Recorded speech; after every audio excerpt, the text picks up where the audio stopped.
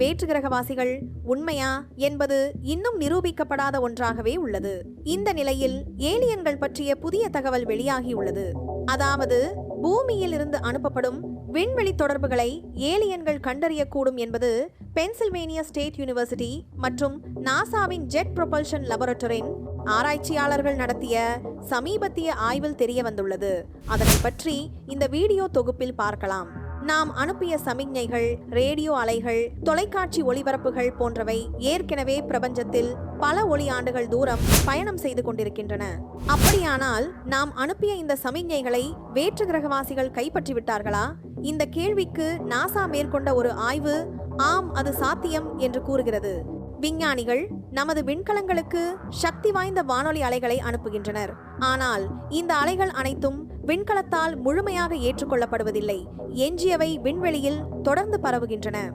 நாசாவின் deep space network பதிவுகளை ஆய்வு செய்தபோது ஒரு வேற்று கிரக நுண்ணறிவு பூமி மற்றும் செவ்வாய் கிரகத்தின் சீரமைப்பு இருக்கும் ஒரு இடத்தில் இருந்தால் நமது தகவல் தொடர்புகளை அவர்கள் உளவு பார்ப்பதற்கான வாய்ப்பு 77% உள்ளது என்று கண்டறியப்பட்டுள்ளது.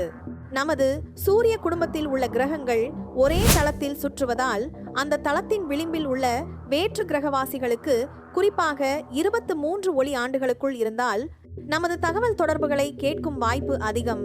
இந்த ஆய்வு நாமும் இதே முறையை பயன்படுத்தி வேற்று கிரகவாசிகளை தேடலாம் என்று கூறுகிறது.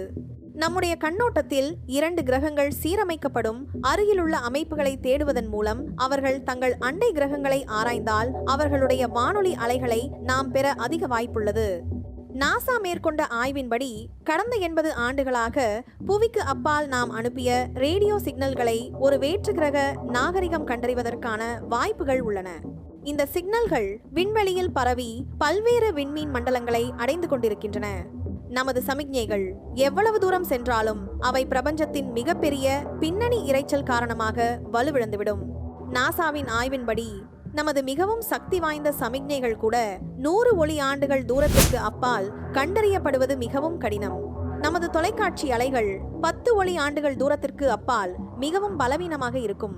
ஒரு வேற்று கிரக நாகரிகம் நமது பலவீனமான சமிக்ஞைகளை கண்டறிய அவர்களுக்கு மிகவும் சக்தி வாய்ந்த வானொலி தொலைநோக்கிகள் தேவை.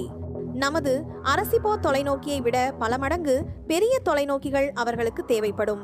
இந்த சமிக்ஞை பரவும் 100 ஒளி ஆண்டுகள் தூரத்திற்குள் சுமார் 1400 நட்சத்திர மண்டலங்கள் உள்ளன. இந்த நட்சத்திர மண்டலங்களில் பல கோள்களும் அவற்றில் சில வாழ்வதற்கு உகந்த கோள்களும் இருக்கலாம். இந்த சமிக்ஞை குமிழிக்குள் ஒரு வேற்று கிரகவாசி நாகரீகம் இருந்தால் அவர்கள் நமது சமிக்ஞைகளை கண்டறிய வாய்ப்புள்ளது. நாசாவின் ஆய்வு இது ஒரு சாத்தியமான நிகழ்வு என்றுதான் கூறுகிறது, ஒரு உறுதிப்படுத்தப்பட்ட நிகழ்வு அல்ல. வேற்று கிரகவாசிகள் நமது சமிக்ஞைகளை கண்டறிய 2 முக்கிய விஷயங்கள் நடக்க வேண்டும்.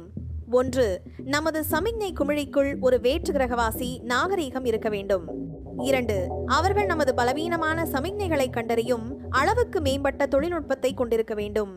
அவர்கள் நமது தொலைக்காட்சி நிகழ்ச்சிகள், ரேடியோ அலைகள் மற்றும் அரசிபோ செய்தியை கண்டறிந்து நம்மை பற்றி பல விஷயங்களை அறிந்து கொள்ளலாம். நாம் அனுப்பிய சமிக்ஞைகளுக்கான பதிலை எதிர்காலத்தில் பெறுவோமா என்பதை பொறுத்திருந்துதான் பார்க்க வேண்டும்.